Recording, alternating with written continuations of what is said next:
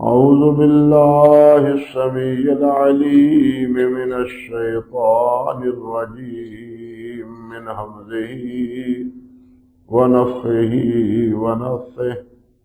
بسم الله الرحمن الرحيم. يا أيها الذين آمنوا كتب عليكم الصيام كما كتب على الذين من قبلكم لعلكم تتقون. أياما معدودات، فمن كان منكم مريضا أو على سفر فعدة من أيام أخر، وعلى الذين يطيقونه فدية طعام مسكين، فمن تطوع خيرا فهو خير له، وأن تصوموا خير لكم إن كنتم تعلمون. سبحان ربك رب العزة عما يصفون، وسلام على المرسلين، والحمد لله رب العالمين۔ محترم و معزز سامعین کرام، عزت مآب میری بہنوں اور بیٹیوں،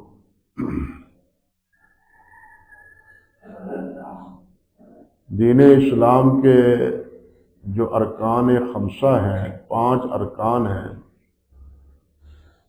ان میں ایک رکن رمضان المبارک کے روزے رکھنا ہے۔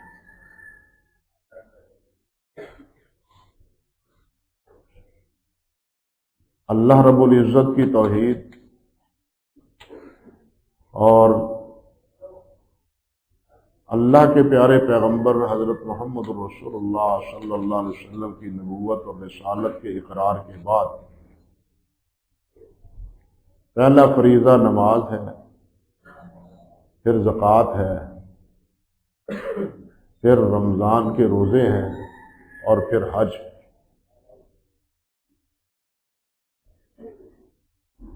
اور یہ 5 ایسے ارکان ہیں، یعنی نماز، روزہ، زکوٰۃ اور حج۔ جس طرح یہ نبی علیہ الصلوۃ والسلام کی امت پر فرض ہیں، بالکل اسی طرح یہ پہلی امتوں میں بھی یہ فرض تھے۔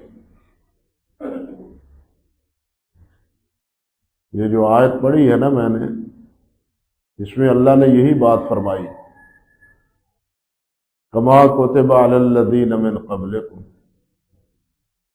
کہ تمہارے اوپر یہ روزے فرض کیے ہیں جیسے تم سے پہلے لوگوں پر روزے فرض ہوئے۔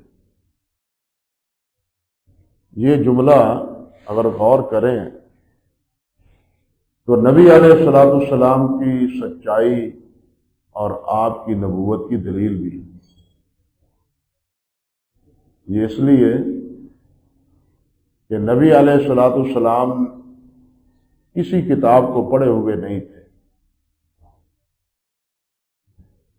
کتاب کو آپ نے نہیں پڑھا، نہ پڑھنا جانتے تھے، آپ امی تھے، اور امیوں کی طرف ہی آپ کو رسول بنا کے بھیجا ہے۔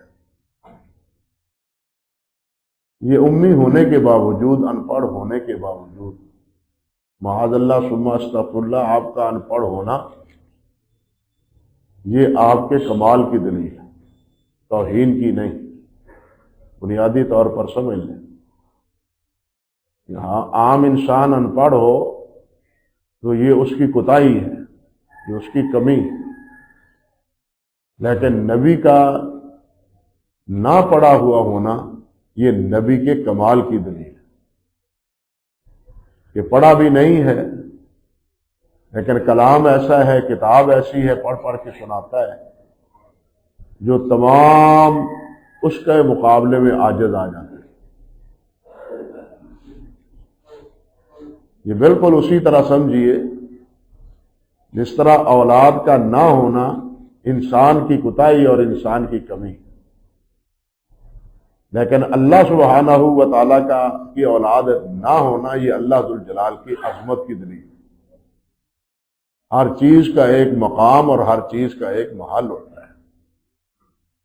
یہ نہیں کہ نبی علیہ الصلوۃ والسلام کو ان پڑھ کہہ کے آپ کی توہین کی جاتی ہے، نہیں، آپ کی توہین نہیں بلکہ آپ کی اس میں عزت، اور اللہ ذوالجلال نے اس چیز کو آپ کی نبوت کی دلیل ٹھہرایا ہے کہ تم نے 40 سال پہلے رہے ہیں، کبھی اس قسم کی کتاب اور اس قسم کا کلام تمہیں سنایا ہے؟ اب جو کتاب پڑھ پڑھ کے تمہیں سناتے ہیں، اس کی آیات تمہیں پڑھ پڑھ کے سناتے ہیں، تو یہ اس بات کی دلیل ہے کہ یہ آیات من جانب اللہ ہے، کسی نے پڑھائی ہوئی نہیں ہے۔ اور یہاں جو فرمایا کہ کما کتب علی الذین من قبلکم، جس طرح پہلوں پر روزے فرض ہوئے تھے، یہودیوں پر بھی فرض تھے، عیسائیوں پر بھی فرض تھے، عیسائی آج بھی روزہ رکھتے ہیں، اسی طرح ہندوؤں میں بھی یہ روزہ رکھنے کا طریقہ ہے۔ ہر مذہب میں روزہ رکھنے کا کوئی نہ کوئی طریقہ موجود ہے۔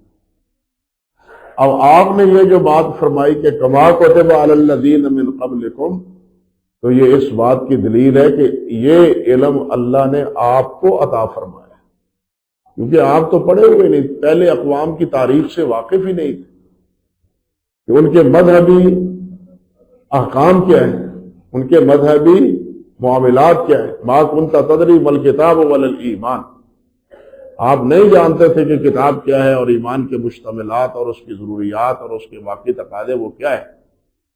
پہلے آپ کو یہ اس بات کا علم نہیں تھا، لیکن بعد میں آپ کی ہر بات ایمان میں شامل ہے، آپ کا ہر فرمان ایمان میں شامل ہے، پہلے یہ بات نہیں تھی۔ تو یہ بات اللہ سبحانہ و تعالیٰ کا فرمانا، یہ نبی علیہ الصلوۃ والسلام کی نبوت کی اور نبی علیہ الصلوۃ والسلام کی سچائی کی دلیل۔ اللہ اکبر کبیرہ۔ اور یہ رمضان آیا پہلے امتوں پر بھی ہے، لیکن جو فضائل، جو مراتب اور جو درجات اور جو عنایات اللہ سبحانہ و تعالیٰ کی اس رمضان میں نبی علیہ الصلوۃ والسلام کی امت پر ہے، وہ پہلی امتوں میں اس کا کوئی تصور نہیں ہے۔ وہ روزہ رکھتے تھے، لیکن ہمیں روزے کے ساتھ کچھ اور بھی حکم ہے، اور اس حکم کے بارے میں اور روزے کے بارے میں یہ بات آپ نے ارشاد فرمائی کہ من صام رمضان ایمانا و احتسابا غفر له ما تقدم من ذنبه، کہ جو آدمی از روئے ایمان روزہ رکھتا ہے، اب یہودی روزہ رکھیں تو ان کا ایمان نہیں ہے، عیسائی روزہ رکھیں ان کو اجر نہیں ہے، کیونکہ ان کا ایمان نہیں ہے۔ بات سمجھ لیں، کیونکہ ان کا ایمان نہیں۔ نبی علیہ الصلوۃ والسلام پر پہلے کی تشریف آوری سے پہلے یہودی موسیٰ علیہ السلام پر ایمان رکھتے تھے، ان کا ایمان درست۔ عیسائی عیسیٰ علیہ السلام کو نبی مانتے تھے، ان کا ایمان درست۔ لیکن نبی علیہ الصلوۃ والسلام کی تشریف آوری کے بعد نبی علیہ السلام کو نہ ماننا اور موسیٰ علیہ السلام کو اور عیسیٰ علیہ السلام کو ان کا ماننا، یہ ان کے ایمان سے محرومی کی بات ہے۔ اب وہ ایماندار نہیں ہے۔ اب ایمان تمام تر نبی کریم حضرت محمد رسول اللہ صلی اللہ علیہ وسلم کے ساتھ وابستہ ہے۔ جو آپ پر ایمان لاتا ہے وہ مسلمان ہے، وہ مومن ہے۔ جو آپ پر ایمان نہیں لاتا وہ مسلمان نہیں ہے، وہ مومن نہیں ہے۔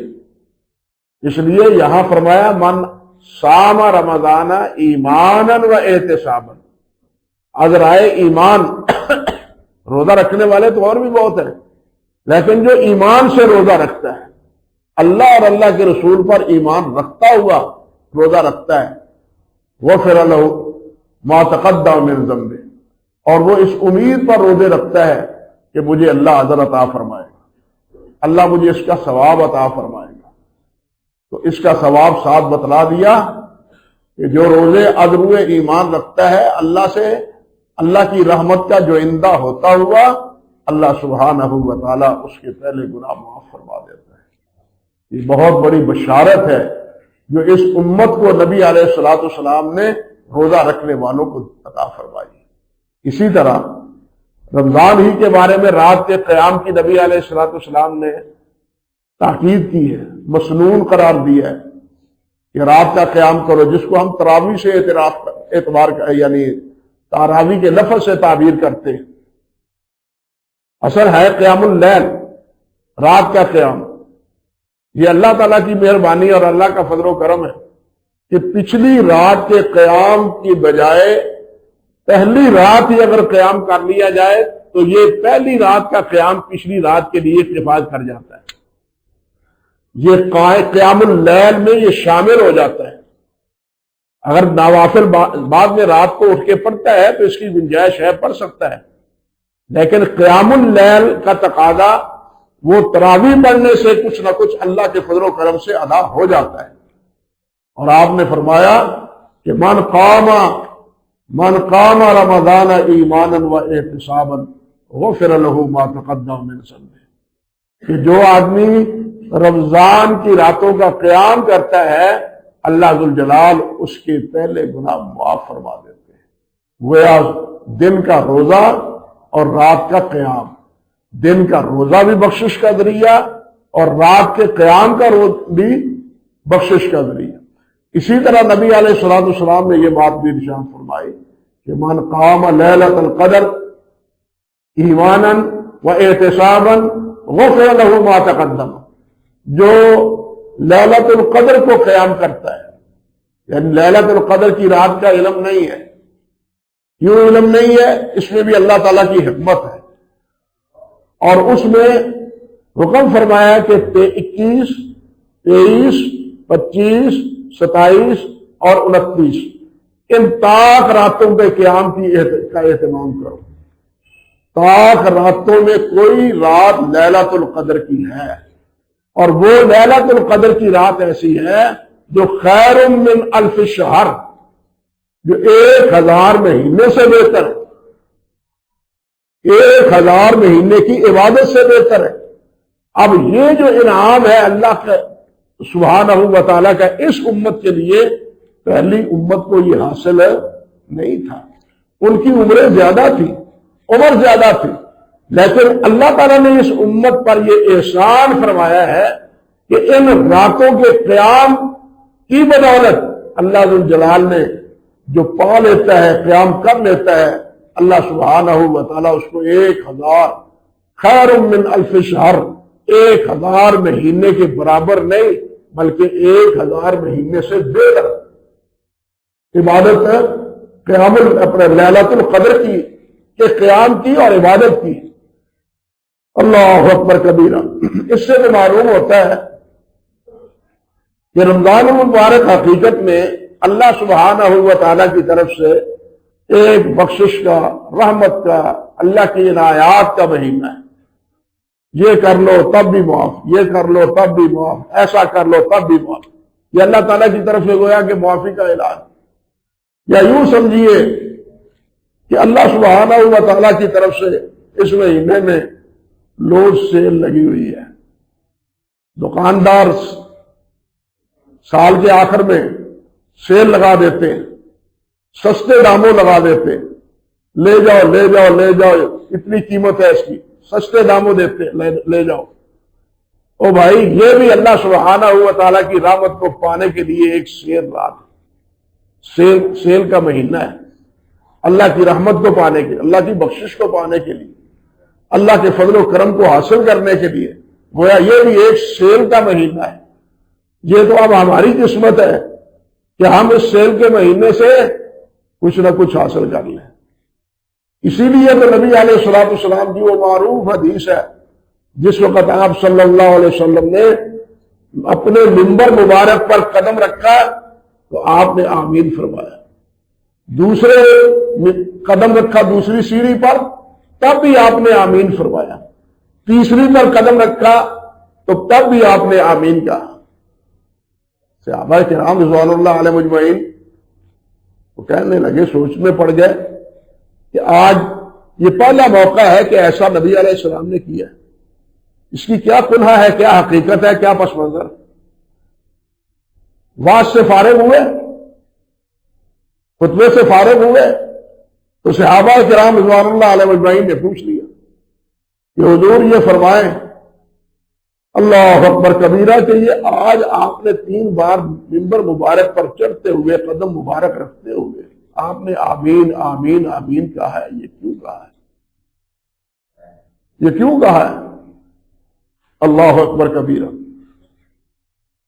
تو آپ نے فرمایا کہ میرے پاس جبرائیل آئے تھے اور جبرائیل امین نے میرے پاس آ کے 3 باتیں کہی، اور یہ پیغام وہ اللہ کی طرف سے لے کے آئے۔ ایک یہ کہ جو آدمی جس کے سامنے میرا نام لیا جاتا ہے اور وہ میرے اوپر درود نہیں پڑتا وہ اللہ کی رحمت سے دور، وہ اللہ کی رحمتوں سے محروم۔ جبرائیل نے بھی آمین کہا اور میں نے بھی آمین کہا۔ اللہ اکبر کبیرہ۔ اسی طرح دوسری بار کہا کہ جس نے اپنی زندگی میں والدین کو پا لیا اور والدین کی خدمت کر کے اپنے لیے جنت میں مقام بنا لیا، فابہا، اسے مبارک۔ اور اگر اس نے والدین کی خدمت کر کے جنت کو نہیں کمایا، اللہ اور اللہ کے رسول کو ناراض کر لیا، والدین کو ناراض کر لیا، وہ اللہ کی رحمت سے دور، وہ اللہ کی رحمت سے دور۔ تو میں نے بھی اس پر آمین کہا اور جبرائیل نے بھی آمین کہا۔ تیسری بار نبی علیہ السلام فرماتے ہیں جبرائیل نے کہا کہ جس کے پاس جس کی زندگی میں رمضان آتا ہے اور رمضان میں وہ اپنے لیے بخشش اور مغفرت کا ذریعہ نہیں بنا لیتا، اپنے لیے کوئی سامان تیار نہیں کر لیتا، وہ اللہ کی رحمت سے دور، وہ اللہ کی رحمت سے دور۔ بعض روایات میں راغم انف ہو، کہ اس کے ناک خاک آلود ہو، خاک آلود ہے اس کی ناک، جو رمضان آتا ہے اور اللہ کے لیے بخشش اور مغفرت اپنے لیے لکھوا نہیں لیتا، وہ اللہ تعالیٰ کی رحمت سے دور ہے اور اس کی ناک خاک آلود ہے۔ تو میں نے اس پر آمین کہا۔ اب آپ سوچیں ذرا، جتنی نعمت ہے یہ رمضان، جتنی نعمت ہے، اس نعمت کی ناقدری کا وبال بھی اترا ہی۔ جتنی نعمت ہوتی ہے اس کی اگر ناقدری کی جائے تو اس کا وبال بھی اتنا ہی ہوتا ہے۔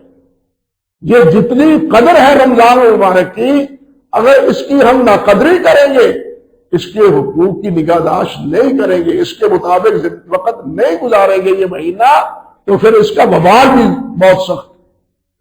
اور آپ بتلائیں کہ جبرائیل بھی دعا کرے، نبی علیہ السلام بھی آمین کہیں، دعا کرے، اور یہ دعا ہو رہی ہو اس جگہ پر جس جگہ کے بارے میں نبی علیہ السلام نے فرمایا میں بین ممبری و بیتی روضۃ من ریاض الجنہ، کہ یہ ریاض الجنہ کی جگہ ہے، جنت کے باغیچوں میں سے ایک باغیچہ ہے۔ یوں سمجھو یہ جنت کے باغیچوں میں سے ایک باغیچہ ہے، اس جگہ یہ دعا، اس جگہ یہ آمین ہو رہی ہو، اس کی قبولیت میں کوئی شک اور ریب رہ سکتا ہے؟ بالکل نہیں۔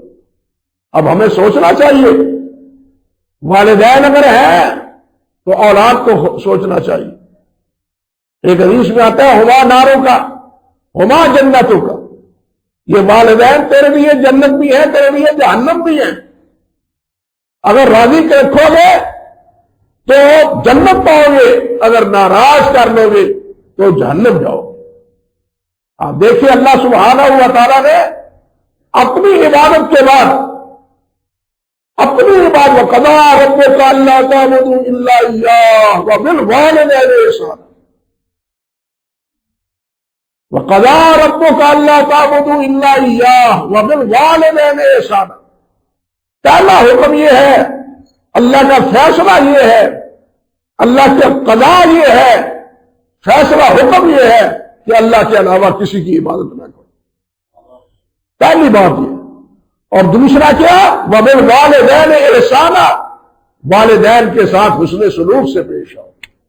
اپنی عبادت کے بعد والدین کے حقوق کی پاسداری کا نبی علیہ الصلوۃ والسلام نے حکم دیا ہے. آج اولاد کے ہاتھوں والدین جس طرح تنگ ہے، جس طرح پشیمان ہے، بالخصوص جب شادی ہو جاتی ہے تو پھر والدین تو اولاد کے ہاتھوں قسم کرسی کا شکار ہو جاتے ہیں، الا ماشاءاللہ، الا ماشاءاللہ. ہاں، وہ جو کہاوت بنی ہوئی ہے نا لوگوں کی کہ شادی ہو گئی تو کہنے لگے والدین اب تم مجھ سے ہم سے گئے. واقعی والدین سے جاتے شادی ہونے کے بعد. اللہ سے ڈرے یہ نوجوان، یہ شادی شدہ حضرات، والدین کی قدر کرے. بیوی کے حقوق اپنی جگہ، والدین کے حقوق اپنی جگہ، دونوں کے حقوق کی پاسداری کا اللہ اور اللہ کے رسول صلی اللہ علیہ وسلم نے حکم دیا. تو خیر، میں عرض کرنا چاہتا تھا کہ جتنی بخشش اور مغفرت کے اعلان اس رمضان کے مہینے میں اللہ سبحانہ و تعالیٰ نے دروازے کھول رکھے ہیں بخشش اور مغفرت کے، اور جتنی رحمتیں اور عنایتیں اس امت پر اس مہینے میں اللہ ذو الجلال نے عطا فرما رکھی ہیں، وہ پہلی امتوں کو اللہ تعالیٰ نے وہ نہیں عطا فرمائی. یہ صوم، روزہ جس کو ہم روزہ کہتے ہیں، یہ صوم کا صحیح ترجمہ نہیں ہے، صوم کی یہ صحیح ترجمانی نہیں ہے، بلکہ اس کا ایک مفہوم ہے. صوم کے اصل معنی ہے رکنا. صوم کے اصل معنی کیا ہے؟ رکنا، بعد آ جانا، ٹھہر جانا، یہ ہے صوم کا معنی. اللہ اکبر. قرآن مجید میں اسی لفظ کے یہی معنی سورۃ مریم میں اللہ سبحانہ و تعالیٰ نے بیان فرمائے. جب حضرت مریم صدیقہ علیہ السلام کو جبرائیل نے بیٹے کی بشارت دی تو وہ پکار اٹھتی ہیں، یا لیتنی مت قبل ھذا وکنت نسیا منسیا. وہ کہتی ہیں کاش میں اس سے پہلے مر چکی ہوتی، میرا کہیں ذکر تک نہ ہوتا، میں قوم کو جا کے کیا منہ دکھاؤں گی، خاور ہے نہیں، یہ بچہ کہاں سے لے کے آئی ہے. اللہ اکبر کبیرہ. وہ اپنی پشیمانی کا اظہار کرتی ہیں، لیکن اس کے جواب میں جبرائیل کیا کہتے ہیں؟ من جانب اللہ. پریشان ہونے کی اللہ کے بندی ضرورت نہیں. فَإِمَّا تَرَيِنَّ مِنَ الْبَشَرِ أَحَدًا فَقُولِي إِنِّي نَذَرْتُ لِلرَّحْمَٰنِ صَوْمًا. جو ملے تو اس سے اور پوچھیں یہ بچہ کہاں سے آیا تو یہ کہو انی نذرت للرحمن صوما، میں نے روزہ رکھا ہے، میں نہیں بولتی. ہوا بھی اسی طرح، یا اخت ہارون ما کان ابوک امرأ سوء وما کانت امک بغیہ. اے مریم، نہ تیرا باپ برا تھا نہ تیری ماں بری تھی، یہ بیٹا کہاں سے لے آئی؟ جواب دو. فاشارت الیہ، میں نہیں بولنا. اشارت الیہ، اشارہ کر دیا. کیف نکلم من کان فی المہد صبیا، اشارہ کرتے ہو. یہ کیا؟ ایک جوڑ کی ہے اور دوسرا کہتی ہے بچے کو پوچھ لو. اللہ اکبر کبیرہ. یہ کیا تم کر رہی ہو؟ اللہ سبحانہ و تعالیٰ نے گود میں پڑے ہوئے عیسیٰ علیہ السلام کو قوت گویائی دی اور کہنے لگے قال انی عبداللہ. جو پہلا جملہ عیسیٰ علیہ السلام کی زبان سے نکلا، جن کو آج معبود بنا دیا گیا اور جن کو آج اس وقت بعد میں بھی 300 سال عیسیٰ علیہ السلام کے بعد علم اللہ بنا دیا، ان کی زبان سے پہلا جملہ یہ نکلا تھا انی عبداللہ، میں اللہ کا بندہ ہوں. آتانی الکتاب، اللہ نے مجھے کتاب دی ہے، نبی بنایا ہے، اللہ سبحانہ و تعالیٰ نے گود میں اس بات کا اعلان کر رہے ہیں، قوم خاموش ہو گئی۔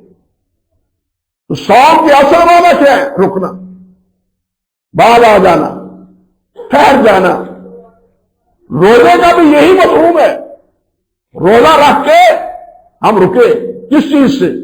کھانے سے رکے، پینے سے رکے، شہوات سے رکے، منمانیوں سے رکے، بلکہ وہ کام ہم کریں جس کے کرنے کی اجازت اللہ اور اللہ کے رسول نے دی ہے۔ اگر ایسا روزہ ہے تو یہ روزہ ہے۔ اگر روزہ رکھ کے منمانی کرتے جن سے اللہ اور اللہ کے رسول نے روکا ہے وہ بھی ہم کیے جا رہے ہیں، تو میرے بھائی پھر ہمیں سوچنا چاہیے کہ یہ روزہ کیسا ہے، یہ روزہ کیسا ہے۔ اللہ اکبر کبیرہ۔ حضرت جابر بن عبداللہ رضی اللہ تعالیٰ عنہ بلکہ خود سوچے، حضرت جابر کا قول بعد میں عرض کرتا ہوں، آپ خود سوچے روزہ رکھنے کے بعد ہم کھانا کیوں نہیں کھاتے، ہم پانی کیوں نہیں پیتے، اپنی منمانی اور مرضی کیوں نہیں کرتے، خواہشات میں اور شہوات میں کیوں نہیں کرتے؟ اللہ کی ناراضگی سے ڈرتے ہو۔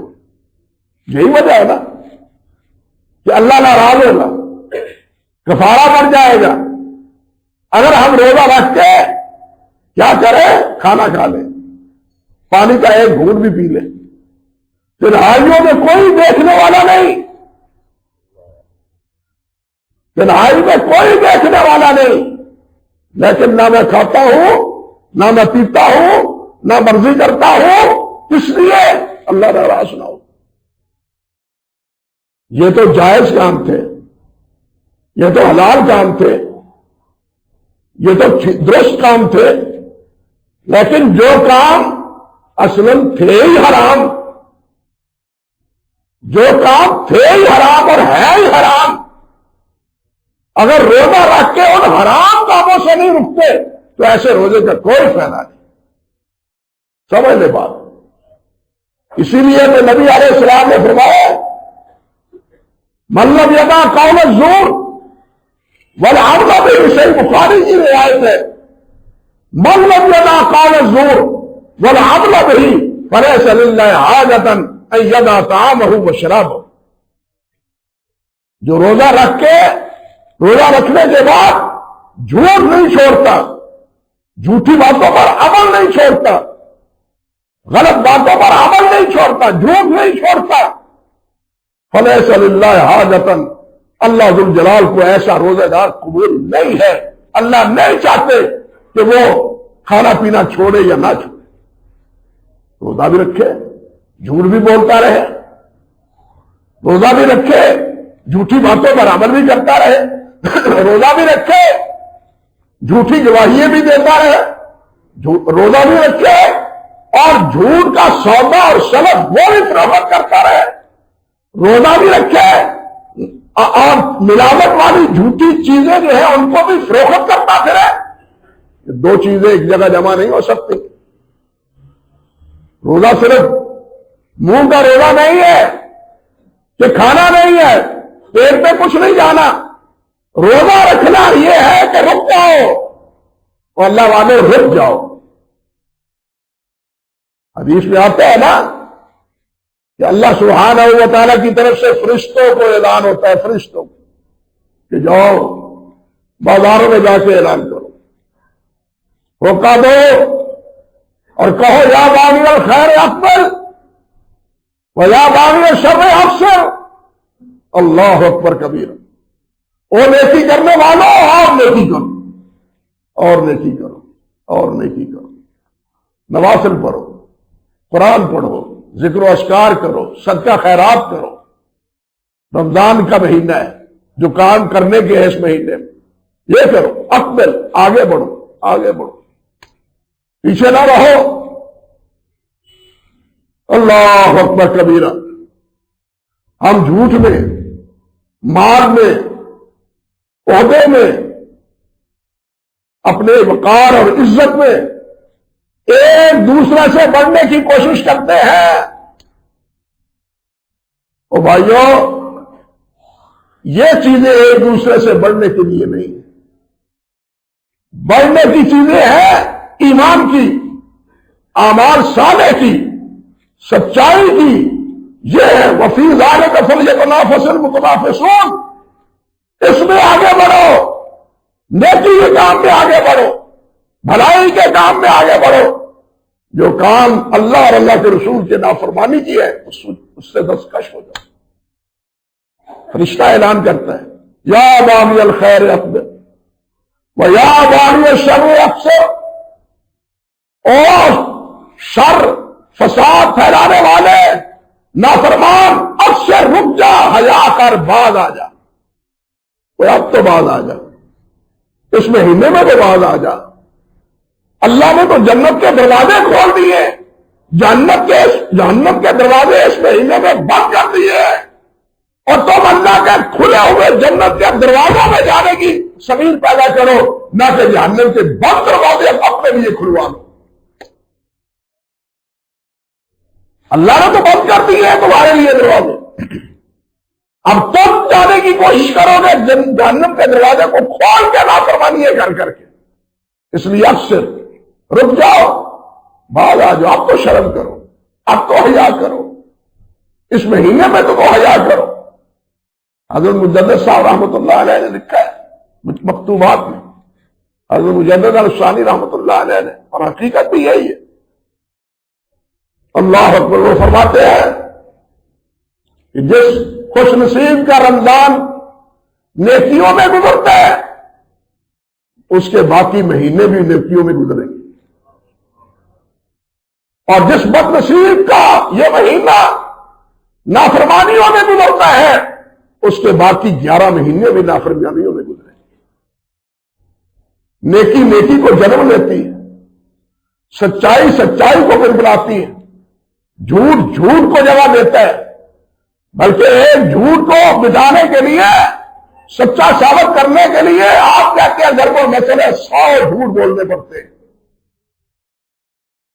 100 جھوٹ بولنے پڑتے ہیں. اس لیے بھائیوں، اس مہینے میں اپنے آپ کو تیار کرو. اس مہینے میں اپنے آپ کو اللہ کی بندگی اور اللہ کی اطاعت اور فرما برداری میں اپنے آپ کو جوت دو، جٹ جاؤ، لگ جاؤ، کام کرو. میں یہ نہیں کہتا کاروبار نہ کرو، دکان پہ نہ کرو، مزدوری نہ کرو، کرے وہ کام، لیکن کام دکان پر بیٹھ کے بھی اللہ کا ذکر کرے. رجال لا تلہیہم تجارۃ ولا بیع عن ذکر اللہ واقام الصلاۃ. میرے کچھ بندے ایسے ہیں جو تجارت کرتے ہوئے بھی اللہ کے ذکر سے غافل نہیں، تجارت بھی کریں، لیکن یہ بات بھی یاد رکھیں. اور یہ بات بھی حضرت مجدد صاحب نے کہی ہے ملفوظات میں. وہ فرماتے ہیں کہ ایک آدمی تجارت کرتا ہے، خرید و فروخت کرتا ہے، اور اللہ اللہ بھی کرتا ہے، ہاتھ میں تسبیح بھی پکڑی ہوئی، ہاتھ میں تسبیح بھی پکڑی ہوئی ہے. لیکن جو چیز فروخت کرتا ہے وہ اس میں ملاوٹ ہے، جو فروخت کرتا ہے توڑتا ہے اس میں کھوٹ ہے، جو چیز فروخت کرتا ہے وہ کھڑی نہیں ہے، وہ کھوٹی ہے. فرماتے ہیں اس کے ذکر کا کوئی فائدہ نہیں، وہ کوئی ذاکر نہیں، بلکہ یہ لوگوں کو پھنسانے کے لیے تسبیح اس نے اپنے ہاتھ میں لے رکھی ہے کہ لوگ کہیں بڑے حاجی صاحب لے گیا رہا تو سودا صحیح ملے گا. یہاں سے یہ تو اس نے جال بنا رکھا ہے لوگوں کو پھنسانے کے لیے. اللہ سے ڈرو. اللہ کے ذکر کا مطلب یہ نہیں ہے کہ اللہ کا ذکر بھی کرو اور اللہ کی نافرمانی بھی کرے. دو چیزیں ایک جگہ جمع نہیں ہو سکتی. اللہ کو یاد کرو اور اللہ سبحانہ و تعالیٰ کے اطاعت گزار بنو. اسی لیے اللہ نے فرمایا رجال لا تلہیہم، میرے کچھ آدمی، رجال کچھ آدمی خوش نصیب ہے، رجال لا تلہیہم، انہیں غافل نہیں کرتی تجارت ان کی کس سے؟ عن ذکر اللہ، اللہ کے ذکر سے۔ قرآن مجید نے کہا ہے یا ایھا الذین آمنوا لا تلھکم اموالکم ولا اولادکم عن ذکر اللہ، ایمان والو تمہیں تمہاری تجارت اور تمہارا مال اللہ کے ذکر سے تمہیں غافل نہ کر دے۔ اور یہاں کہا، یہاں فرمایا کہ کچھ آدمی ایسے ہیں جو تجارت کرتے ہوئے بھی غافل نہیں۔ اس لیے بھائی روزہ تو یہ ہے کہ روزہ رکھ کے نافرمانیاں چھوڑ دیں، جھوٹ چھوڑ دیں، غیبت چھوڑ دیں، چغلی چھوڑ دیں، کسی کا حق مارنا چھوڑ دیں، زیادتی چھوڑ دیں۔ یہ ہے روزہ۔ روزہ رکھنے کے بعد اب اطاعت ہے، فرما برداری ہے، نافرمانی نہیں۔ اسی لیے حضرت جابر فرماتے ہیں رضی اللہ تعالیٰ عنہ اذا صمت فلیصم سمعک وبصرک ولسانک من الکذب والمحارم، فرماتے ہیں جب تم روزہ رکھو تو یہ تمہارا روزہ صرف پیٹ اور منہ کا نہیں ہے، یہ تمہاری زبان کا بھی روزہ ہے، یہ تمہاری آنکھوں کا بھی روزہ ہے، یہ تمہارے کانوں کا بھی روزہ ہے، یہ تمہارے کانوں کا بھی روزہ ہے، تمہاری زبان کا بھی روزہ ہے، اور تمہاری آنکھوں کا بھی روزہ ہے۔ آنکھوں سے وہی دیکھو جس کے دیکھنے کی اجازت ہے، کان سے وہی سنو جس کے سننے کی اجازت ہے، آنکھوں سے وہی دیکھو جس کے دیکھنے کی اجازت ہو۔ یہ نہیں کہ ننگی تصویریں جناب میڈیا پر موبائل پر نکال کے روزہ بھی رکھا ہوا ہو اور دل بہلایا جا رہا ہو۔ انا للہ و انا الیہ راجعون، انا للہ و انا الیہ، یہ روزہ نہیں ہے۔ پھر یہ اپنے آپ کو مطمئن کرنے کی بات ہے، بلکہ حقیقت یہ ہے کہ مطمئن نہیں، اپنے آپ کو دھوکہ دینے کی بات ہے کہ ہم نے روزہ رکھا ہے۔ یخادعون اللہ والذین آمنوا وما یخدعون الا انفسهم، یہ دھوکہ دیتے ہیں کہ ہم نے روزہ رکھا ہوا ہے، یہ حقیقت روزہ نہیں ہے، یہ اپنے آپ کو دھوکے میں مبتلا کرنے کے مترادف ہے۔ اس لیے بھائیوں روزہ رکھے تو سچے معنوں میں، صحیح معنوں میں روزہ رکھے۔ اللہ ہمیں ایسے روزے کی توفیق عطا فرمائے جس میں اللہ ہمیں ایک خوب پیدا کر دے، عادت بنا دے، اللہ سبحانہ و تعالی ہماری نافرمانیوں سے بچنے کی اور اطاعت اور فرما برداری کے اہتمام کی۔ اقول قولی ھذا استغفر اللہ لی ولکم ولسائر المسلمین۔